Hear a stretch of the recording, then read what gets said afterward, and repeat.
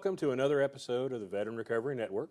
I am your host, Rob Wood, and with me today is Mindi Littleton, and I'll let Mindi kind of introduce herself and describe what she does with VHSO.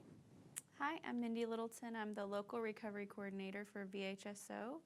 I am also the acting lead for our Psychosocial Rehabilitation and Recovery Center. All right.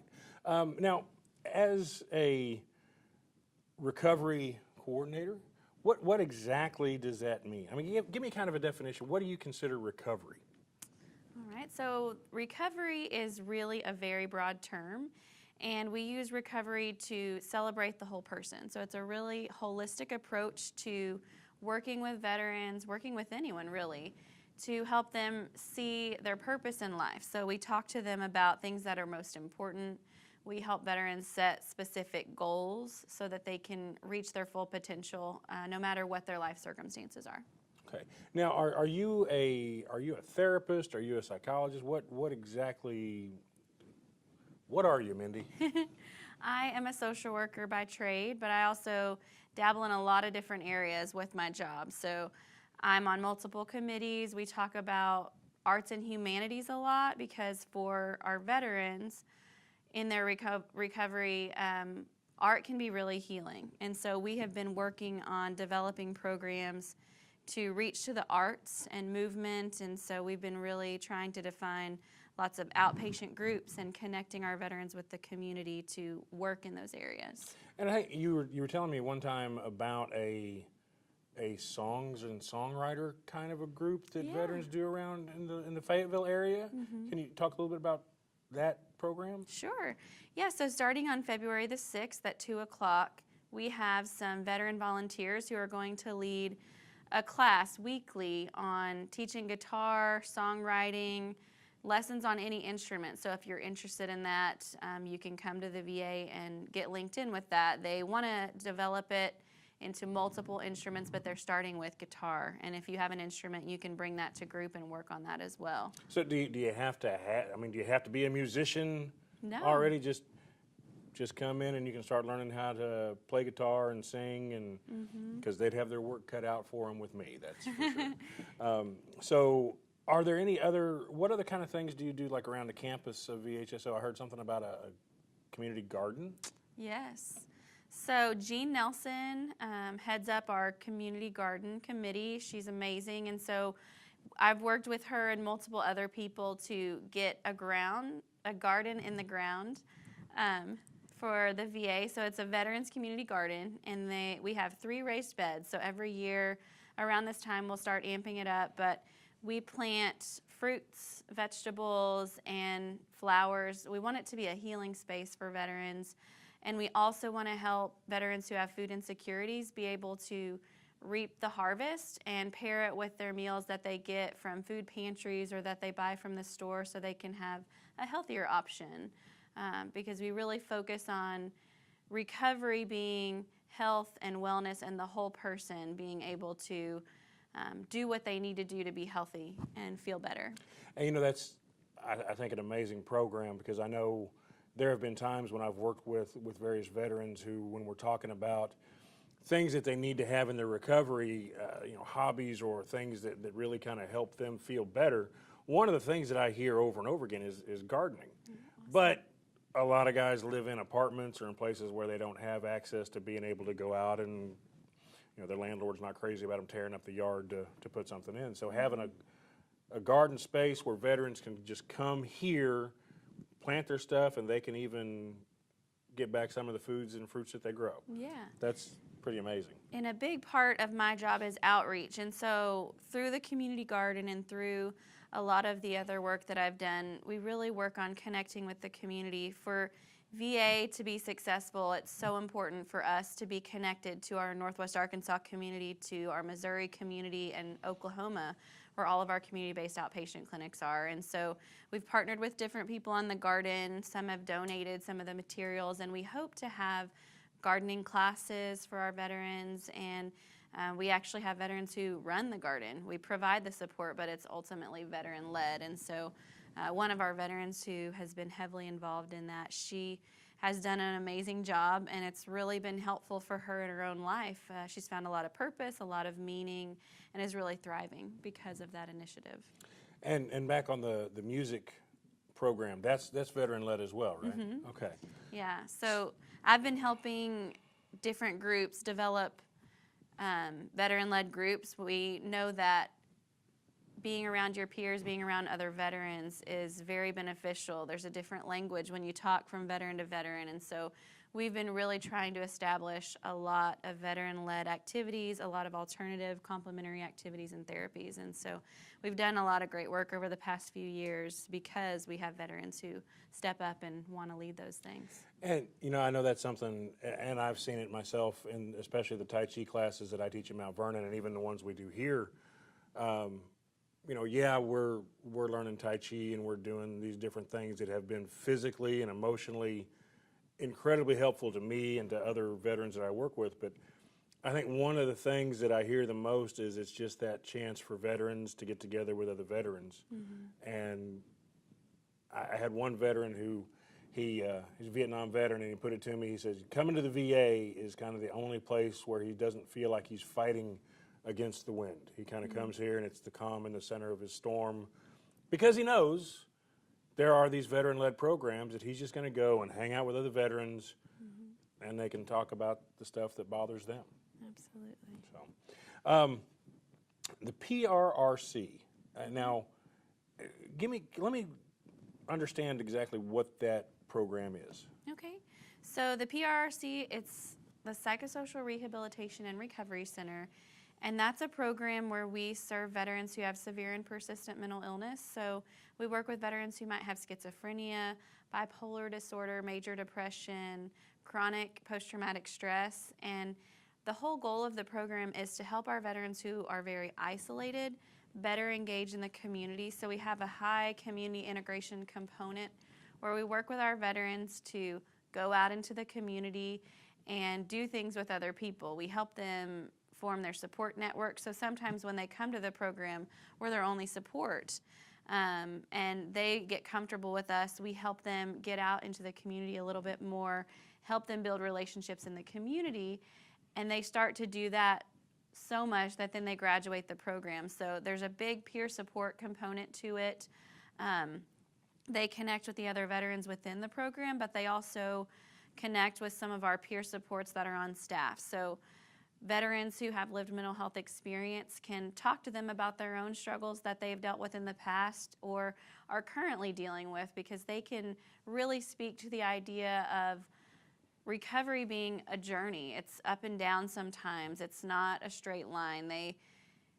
And that's okay. So they help our veterans understand that it's okay to fall short sometimes and pick back up and keep moving forward. And that's a big part of PRRC. So we have programming Monday through Friday. In the morning, we have groups that we learn social skills so that when they go into the community, they can talk to other people. Even when they're anxious, they can find the right words to say so that people can better understand them, even if they're having symptoms or psychosis or anything like that. We also do illness management recovery, so we can help veterans learn what are my symptoms and how do I deal with those, but also they don't have to define who I am. So we help them see that their symptoms are a part of them, but they're not the whole part. So we want them to really establish what their goals in life are. Even though they have these symptoms, they can still live a high quality of life. It's near and dear to my heart. I love those programs so much, and I hope to move forward and be more engaged with that program in the future. So as you talked a little bit about the social skills, mm-hmm. and I know one of the things that a lot of veterans like myself and others who I've dealt with, once we go through basic training and spend any time in the service, we have a different mindset than, well, everybody else. And one of the things I know is it's easier. It's oftentimes easier for me, even if I sit down and talk to somebody from a different branch of service, it doesn't matter. We both took the oath, we both served, we all of a sudden have common ground. Mm-hmm. Just talking to somebody at a diner or church or something sometimes that's a little harder because we don't have that common ground. So is that the social skills, is that kind of helping veterans to kind of find that more common ground to be able to talk and visit with other people easier? Yeah, so it helps them find that common ground, but it can also help with simple things that are harder when you have a severe and persistent mental illness. So it can help you ask someone even out to coffee. So they actually role play asking someone to coffee or asking someone on a date or even asking just to get their needs met, because sometimes in their own, if they do develop those relationships, they don't have the words to ask someone to stop doing something that's bothering them or ask someone for something that they need. So even when they go to a doctor's appointment per se, they might not know how to tell the doctor what's going on. So they go into the doctor, it might be a short appointment, and they weren't able to get their needs met because they couldn't say what was needed. But also, sometimes they don't recognize body language. And so they might be talking about something and the person on the other side may not have an interest, but they can't tell that based on the body language. So we work with them on the body language, and there's just so many social skills that we go through in role play, and it's been really impactful for a lot of our veterans, and it's a great program. Well, and I know, one of the things that I teach and talk about a lot in some of my different classes is our health care in general. And the fact that a lot of times veterans, and the general populace, don't understand that really I'm in charge of my health care. Mm-hmm. The doctor's not in charge. It's up to me to be the driver. Definitely. And so that kind of a class helps veterans to kind of get that feeling of being able to say, if I'm going to go see a doctor, I'm not just going to answer his question. I'm going to have questions myself that I want answered. Right, absolutely. Yeah, and so part of what I do as the recovery coordinator is I work with all the mental health programs, and I work on committees throughout the hospital to try to get everyone to go from a veteran-centered perspective where they recognize that it's all about shared decision making. So we want to know what the veteran desires and how we can help them get there, as opposed to the veteran coming in and me telling them what to do. That's not the model we use at the VA. It's really all about veteran-centered care. What are your needs and how can we help you achieve those goals? Well, hang on. So part of your job is actually teaching non-veteran personnel within VA how to better deal with veterans and to be able to communicate better with them. Mm-hmm. That's a pretty tall order. It is. And you have time to do other things besides that. Sometimes.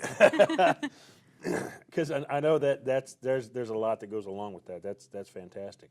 What are some other things that, I know we talked about healthcare as part of recovery and being the driver in your healthcare. What are maybe some other things that veterans should look at in order to have a stable life in recovery? So one thing that's very important for recovery is finding the support that I spoke about earlier. So getting support from the VA, but also expanding that outside into the community so that you can find purpose, find meaning in your life, get engaged with the community, and just get all of your healthcare needs met. So if you come into mental health and you get your mental health needs met, that's just one piece of the puzzle. And so we want to make sure that veterans get to their primary care appointments so they can take care of any physical health needs, because we all know that if you have a struggle with pain, it's going to affect your mental health if you're not taking care of that. But also, we have programs like Golden Age Games where we help veterans go out and be active. It's for our veterans who are 55 and older, and so they actually go to a rec center and participate in all sorts of sports and find meaning with one another, but also they can be competitive and get back to some of the things that they did in the military where they, were competing against each other on the range and in other areas. So they can kind of talk back and forth and compete with each other on that. It's fun. So you said they go to a rec center, so they just kind of come here and hang out and do some of these different activities, or are there, you say there's competitions. What just local competitions, or? So there are local competitions. Some of them go to the senior games in Northwest Arkansas, and others go to the state senior games. We had some who went to the national senior games, and every year we also train for the National Veterans Golden Age Games, which is at a different VA every year. So we hosted here, I want to say 5 years ago, we hosted the National Veterans Golden Age Games, our facility did. And so then we've gone to different VAs every year and competed. And we have a team of about 10 athletes who go and compete. They win medals, and some of them refer to it as the Olympics. And I've just seen some of the veterans talk about their pain decreasing so much and their quality of life increasing. And we've just networked so much with the community to collaborate to have a swimming pool and to practice all of these sports. And we are trying to have some local competitions where we connect with community agencies to bring more people to compete with our veterans too. So we're planning for an indoor day of activity, kind of like the senior games, where we have people come and compete on pickleball, bocce ball, 9-ball, table tennis, just so many things that we can do inside. And then when the weather is warmer, we'll do some outdoor competitions for track and field to better engage them with other people, as well as train for the national games in Albuquerque, New Mexico this year. Last year was Biloxi. So the one coming up, and when are those held? They'll be in August this year. August in Albuquerque. Yes, it'll be quite warm, but yeah. we'll still be really competitive and have a lot of fun. Okay. I know you mentioned something about some of the veterans who were getting involved in some of these things and having a reduction in their pain. Mm-hmm. One of the things that has, I've noticed it in my own dealing with chronic pain, and I've seen it now over and over with other programs that I work with, whether it be our community connections or our Tai Chi group or whatever, where even ones where people aren't necessarily moving, when they're getting together and having a good time with other veterans, kind of like the PRRC, as you talked about some of the things there, and we've done some of those things like at Mount Vernon. Even sometimes just having a group of veterans come in and play cards. Mm-hmm. They get those few minutes or few hours a day where they get out of the house. They're not sitting around thinking, man, I hurt. Right. Man, I hurt. And they come in, and of course we play cards, and of course we razz each other quite a bit and have a good time. And that I hear that over and over, where somebody walks out and says, at least for that hour, for those 3 hours, or for that activity, I still hurt, but I wasn't focused on the pain. And I think that has a lot to do, especially with situations like depression. I know a lot of my own depression was tied to my chronic pain. Yeah. It wasn't all the chronic pain, but when you're down and you hurt and you get more down, and it's just that spiral that goes down. Yeah. So having those opportunities to get out and do different things is really pretty cool. What other kind of programs do you know of that allow for that here within the VHSO system? So we have quite a few. We have therapeutic groups, but we also have things like yoga. So we're partnering with the community on yoga starting soon to have that movement, but also connect with other people. The garden we already spoke about. Something that came out of the Golden Age Games is one of our veterans, he is an avid cyclist, and so we talked about trying to start a cycling group. And so one of our social workers, she is also a really great cyclist, and so we got them together and they started a group called Wheels That Heal. And so they have a group on Thursday mornings that's on hold right now because the weather's been pretty chilly, but they'll start back up in the spring, and every Thursday they meet up and they cycle on the trails in Fayetteville. And then they do that for a couple of hours, and each week more and more people come, and that's and now don't they have another a program in Fort Smith that does cycling as well? Mm-hmm. And I heard one of the great stories I heard about that was one of the veterans in that program, because he wanted to get his times better, actually decided to quit smoking. So he went back to his therapist and his doctor, and he said, okay, I need help to quit smoking. Not because he wanted to quit smoking, but he was going to get a better time on his bike. And so, he used that as another way, again, that kind of whole health model that you talked about earlier, to try and make that happen. So as far as we talked a little bit, I know about some of the art programs, and how art can really help heal. I know in the Joplin area where I do a lot of stuff, there's an organization that has started doing a veteran art group. and we get together once a month, and it's kind of funny. I have artistically done things that I never dreamed I would ever do, from painting. I did a tree that actually looked like a tree, That's and my kids were quite impressed. I did a fruit bowl that no one can quite figure out what it is yet, so we're still working on it. We did some pottery, where you throw the clay on a deal and make vases and stuff like that. And I found, especially because I was doing it with other veterans. I mean, that is not something that I would have necessarily been comfortable just going out with a bunch of, non-veterans and saying, yeah, I want to learn how to do this. Yeah. But, being able to go with that group of veterans where we could kind of, one, that good-natured teasing back and forth and just having that camaraderie again, and finding those places where we can be healthy and be part of something bigger. Forming that community kind of idea. Are there things are there some ideas that you can have about maybe a veteran's home life that can help benefit in their recovery as well? Yeah, so in speaking about the arts, we have lots of art programming for that.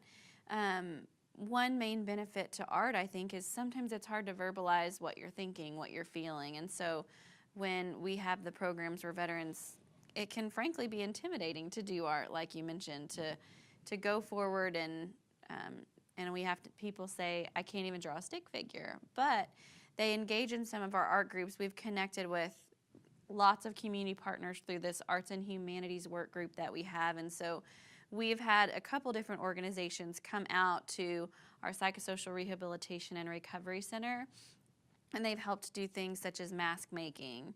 And they have had recovery art shows at PRRC where all the veterans display their art. And we have the Creative Arts Festival coming up where veterans can put in submissions in so many categories. Really, any type of art is welcome. We just have to figure out what number it falls under. There's painting, woodworking, sculpting, songwriting, dance. There's so many options. I think, is there like a poetry and some different type of writing things as well? Yeah. So you don't necessarily have to be able to draw a line. If you can draw a letter, you can kind of figure out a way to express yourself in some new and different ways. Exactly. I know I went to a veteran writing group not too long ago, and we did.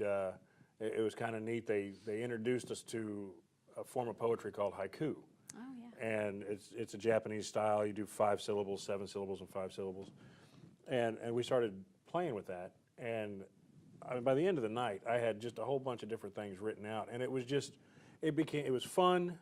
And I mean, there was some of them that didn't have real deep meaning, but there were a couple that, even in that short little bit, we had some guys who really were able to paint a picture about sometimes their combat experience, sometimes just their experience within the military, peacetime, combat time, whatever. And they were able to express that, and they said, in ways that they had not ever been able to do before.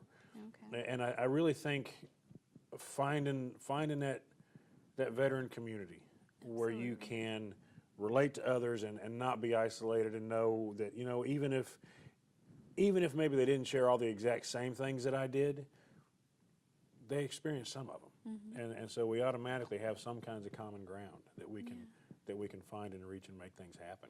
Absolutely, and we are trying to do so many more programs like that. So the writing, we have had an organization come on to our inpatient unit and do creative writing classes, and so we're hoping to do that outpatient as well. And in Fayetteville, as y'all been doing in Mount Vernon and Fort Smith already, they're going to have a weekly art group that is community-led, and they have a nurse that's going to help support it as well, where we'll have a community agency come in once a month and share different modalities for art. So we might have someone come in and do the sculpting, someone come in and do the mask making. So we're really hoping to develop it where we have a lot of people coming in that can connect with our veterans, so that outside of group, they'll be able to go to these organizations and continue their art on their own, where they don't feel like I can only do these things at the VA, but I can actually be engaged with all these agencies on my own. So one of the things I think that we really want to kind of get across is for veterans, if you're already getting some care with the VA, fantastic. There's a lot of other programs that you may not be aware of. whether we talk about the Tai Chi or yoga or cycling or the Golden Age games or all these other different programs that Mindy talked about, all these things are available. If you're at one of the outlying CBOCs, we do Tai Chi in Mount Vernon. We have a community connections group. I know in Fort Smith, they do the bicycle program. And each CBOC kind of has a lot of their own different programs that are geared for this. And one of the big things that we always want to look at here with the Veteran Recovery Network is understanding that 20 veterans a day commit suicide. 14 of those have zero connection with the VA. And whereas one veteran's suicide is one too many, we want to do everything that we can possibly to engage and bring in those veterans who may not have connected in some way with the VA.